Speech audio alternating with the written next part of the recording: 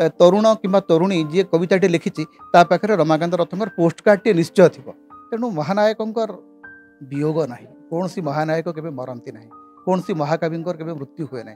परलोकरे विशिष्ट कवि रमाकांत रथ तांको वियोगरे आज पूरा ओडिशा शोकाकूल। तेबे आमे वर्तमान तांको बासभवन रे अछु तांको जीवन शैली तांको लिखनी ए तमाम विषय आमे आलोचना करबा। सर आपण विशिष्ट कवि से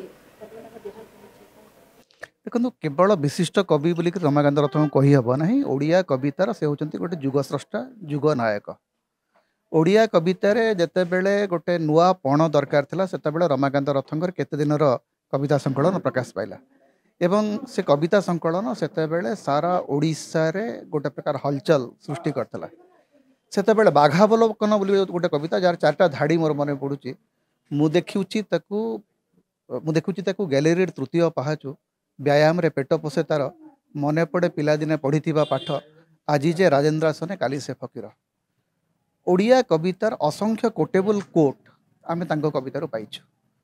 जेतेबेले पर्यंत रमाकांत रथ ओडिया कविता को आसी नाहंती सेतेबेले पर्यंत ओडिया कवितार गोटे अलगा प्रकार वास्तवता थिला। रमाकांत रथ ओडिया कवितार गोटे नुआ वास्तवतार निर्माण कले जो वास्तवतार गभीरता अनेक तल देकरी गला जो थे सामाजिक वास्तवता रहिला तारी भितर राजनैतिक कमेंटरी रहिला एवं अस्तित्व को लेकर आमर जो निरंतर प्रश्नवाची अच्छी से रहिला ए सबू को लेकर से जितेबले केते दिनर अनेक कोठरी संदिग्ध मृगया सप्तम ऋतु सचित्र अंधार श्रीराधा भाया कविता संकलन बाहर से ओडिया कवितार अनेक किसी नुआपण तैयारी हो। तेणु रमाकांत रथ होती ओडिया कवितार अन्यतम जुग नायक। सती राउतराय गुरु महांतींकर परे ओडिया कवितार जो नुआ धारा से धारार से होती नायक। तेणु महानायकंकर वियोग ना कौन सी महानायक केवे मरती ना कौन सी महाकविंकर केवे मृत्यु हुए ना।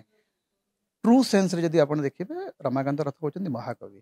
ओडिया कवितार जदि महाकविर दर्जा आजिर समय किए पाइब सी होचंती रमाकांत रथ।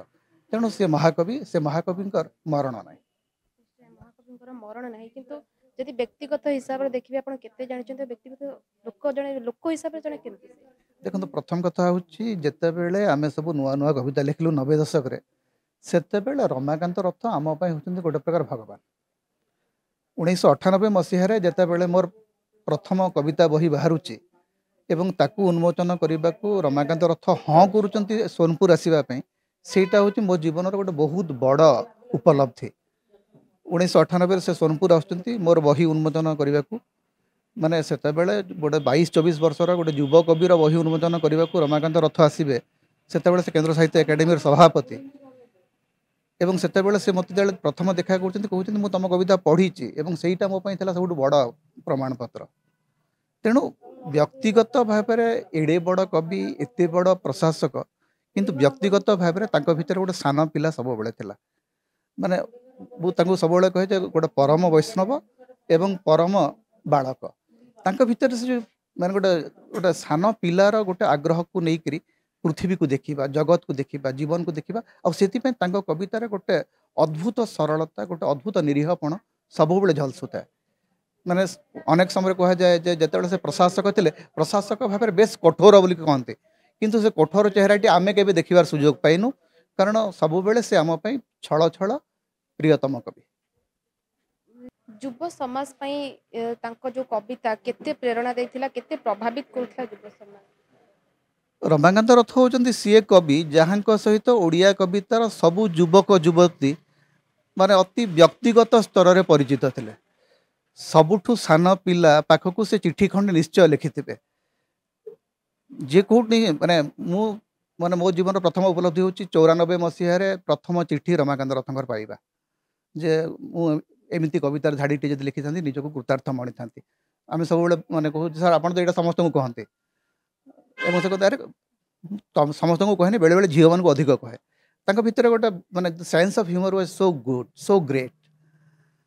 तेणु सबू पिला आम आम प्रजन्मर सबू माने कवि पाखरे बढ़ी पाखरे बसिकी कविता लिखिं से समस्त कविता पढ़ी कविता शुणी कविता केवल पढ़ी शुणी ना समस्त पाक चिठी लिखिं आप जातु ओडिशार जेकोसी तरुण किंवा तरुणी जी कविताटे लिखिची ता पाखरे रमाकांत रथंकर पोस्टकार्डटे निश्चय थी असंख्य पोस्ट कार्ड से लिखिं एवं असंख्य कवि भेटी सी असंख्य कवि को भेटी जदि कौन सी जगह को से जाती कौन सी सहर को सेठी जदि जानती किए गोटे कविता लिखुची पाखु से निश्चय जीवे देखा करने को तेणु कवि रमाकांत रथ होती आम समय अनन्य मनीष से मनीषर कौन तुलना ना कवि रमाकांत रथ होउछन जन अनन्य मनीष सबु निरीह मनीष एवं लोक मानक भल पाउथिबा मनीष तांको लिखनी आज जाए समस्त हृदय रही आगक भुवनेश्वर कैमरा पर्सन जितेन्द्र सुश्री सरकार न्यूज।